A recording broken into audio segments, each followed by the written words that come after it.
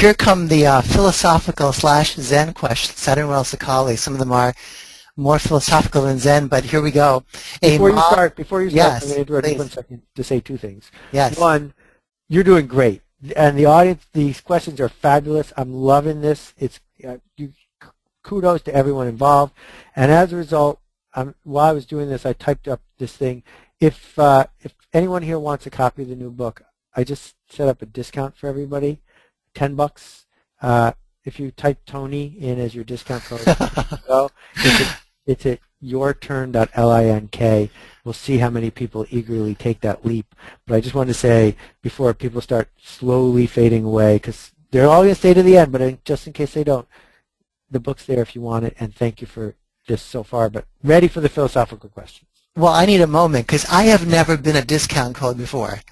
I am just, I have to thank my producer and Seth and everyone who made that possible. But guys, this is a great, great deal. Please leap on it. So here's the question. A mom / VP of production in Baton Rouge, I love Baton Rouge, wants to know, will Taylor Swift command the airwaves 10 years from now? And if so, why? I love this question because what I think is underneath it is a really, really fundamental one, which is what does it take to be the best at something? Maybe that's not the answer or part of the question, but I kind of read that into this. What's your take on this? She won't for 2 reasons. 1, because there won't be airwaves. Okay. And 2, because people who buy records made by pop stars aren't buying them because the pop star is better than everyone else. They are buying them because everyone else is buying them. That is the definition of being a pop star. And it is essentially, with I think 3 exceptions, impossible to be a pop star for a generation. That what you have to do is transition into a different kind of musician, a different kind of artist, an artist who represents to your core audience a voice from their youth and their adolescence that takes them back to a place that matters while still creating vibrant new work, which is possible for her to do. But right now, the only thing she is best at is being a pop star. Amen. All right. So this next one comes from a CEO in San Francisco. It's kind of Zen. Seth, how can we all work and live more fully? Well, I love that question. I don't know if we can all do it, but I think that what we know about mindfulness is that noticing the things that are going on around us, accepting them when we can't change them, discarding the story that comes with it, but accepting the reality of what's happening, slows the world down and gives us a chance to live in this moment as opposed to experiencing the failure that we might imagine happening in the next moment. And that experience of failure in advance, which I call anxiety, completely corrodes our magical experiences. That, you see people getting stressed at the airport because they are imagining something's going to happen 2 hours from now, as opposed to saying, wait a minute, I'm in a beautiful building surrounded by slightly overpriced kind bars with my family. Why don't I just sit here and realize that this moment isn't going to happen again. Let's enjoy it, as opposed to imagining that stressed out overbooking situation that might happen 2 hours from now. I love that. It's like when we imagine the worst will happen, the best usually doesn't happen. Isn't that true? Yeah, well, when you imagine the worst, it doesn't. There's this expression I'm going to blog about soon, which is often people will say to a doctor or a consultant or someone, should I worry about this? Well, the answer to should I worry about this is always no. Because worrying about it, no one says, oh boy, this mole looks really bad. You didn't spend enough time worrying about it. Because worrying has no other effect other than making us feel bad. That's Right. that's not a prophylactic method for staying well. Right. Everyone, Kim has responded, my amazing colleague Kim has responded to the question we've been getting, which is, tell us about that offer again. So she has chatted to everyone the URL, and the promo code again is Tony, and you'll get $10, right? What was the deal again, Seth? Yeah, $10? $10 off. It's not that big a deal, but it is a great discount code because it's only Absolutely. 4 letters. It's easy to spell. Right. Okay, then. We're going to cut to more of these philosophical Zen questions. A listener wants to know, what lights you up, Seth? The honest answer is the listeners, the people who are reading stuff, the people who are learning. When I see what people are able to create, and I just started with Tom Peters. You see someone take a book by Tom Peters and use it to transform a company with 20,000 employees, and you go, wow, that raises the bar for everything. And then you see people take work by other authors or teachers or Sherpas and do things with it that no one ever expected. You learn from those people. You learn from the people who are learning from you. Mm-hmm. So I've been feverishly pulling together some questions into this thematic bucket of the philosophical and the Zen, and what I've come up with is kind of, let's call it a fill-in-the-blanks kind of thing we'll do with Seth now, everyone. So I'm going to ask him a bunch of mini questions, and he's going to fill in the blanks, hopefully. First one. My greatest teacher is or has been blank. My mom. Your mom. Do you want to tell us why?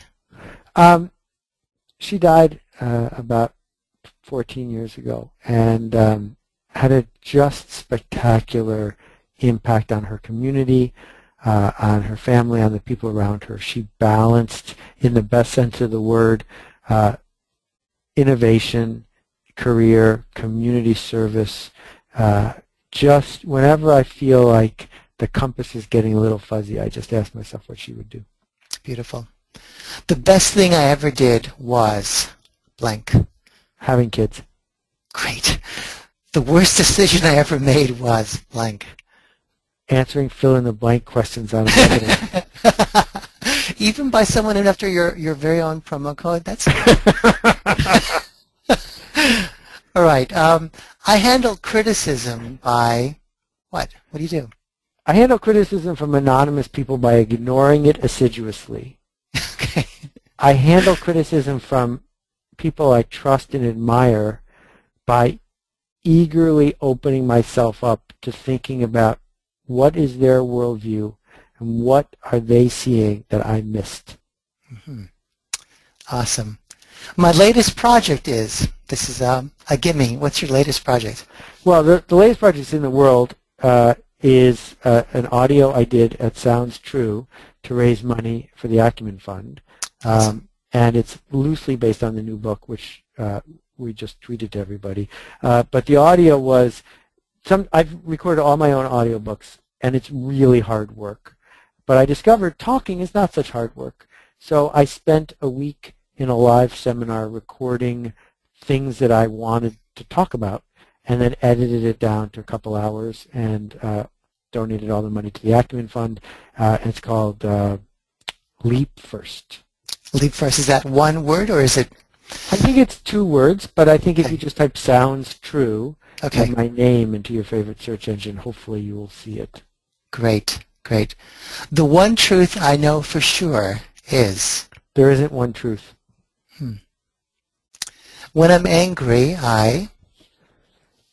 Breathe. When I'm tired, I?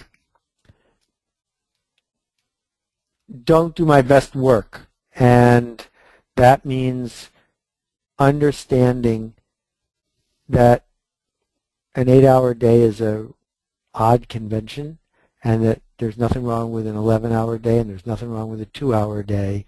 The goal is to figure out what are you able to do productively. Mm-hmm. When in doubt, blank. Celebrate. Celebrate. I hope you're in doubt. I hope that if we've contributed anything, the two of us, for these 55 minutes is to eliminate certainty. Because when you live in a world where you get to choose yourself, where there are unlimited number of ways for you to share and generate and create and co-work, how can you not have doubt? If you have no doubt, it is almost certain you're not thinking about the question hard enough. Right, right. Two more. I'm afraid to blank. I'm afraid to confront the fact that maybe I'm wasting some of the leverage I've been lucky enough to receive. I'm afraid that if I don't dig deeper, I will waste an opportunity. Wow. It's almost shocking to me that I understand the fear of that, and I love that about you. But I just can't equate you with the idea of wasting an opportunity. It's hard for me to do that, probably for anyone who's actually just heard this, because you seem to not waste opportunity. Well, I think what I've done is I've figured out what size bucket I have and tried to put the right amount of water in it. But I probably could get a bigger bucket if I had more guts.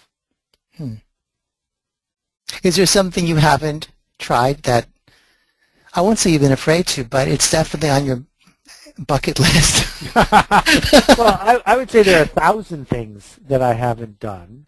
You know, the first internet company I built, I sold when it got to 80 or 90 people.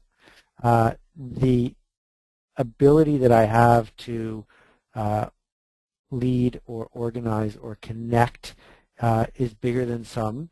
And what have I connected people to, and how far out on the limb am I willing to go? I don't want to make a movie, but if I did want to make a movie, that would be a pretty big carry for me, because that's a different way to impact the culture, and it takes more time, and it's more expensive, and you can't do it without an assistant. You know, you go down the list of the kinds of things that you could do along the same mission that I've built for myself, and every day you make choices about which ones you can do and which ones you need to walk away from. And if you were to make a movie, Seth, Tony, would star as the promo code. Oh, yes. I would demand that. Okay. No question about it. Here's my very last question. I have faith in blank. I have faith in the ability of people to succeed because effort and focus are way more important than whatever limited talent comes to us via our DNA. Just beautiful. Well, thank you for everyone on the phone who has stayed with us for the hour, and for your time, your attention, as always, your marvelous questions. You guys helped me out before, during, and after. You've made this really, really special. And thank you, Seth, for your time and your insight. We've been going back and forth for months of pleading. I'm so glad I finally agreed to do this with you. You are awesome. Thank you both. Thank you, Kimberly, on the control panel. Thank you, Tony, and thank you, everyone who hung out. Go make a ruckus. We need you. Lovely. Thank you all. Enjoy the rest of your day, and we'll be talking.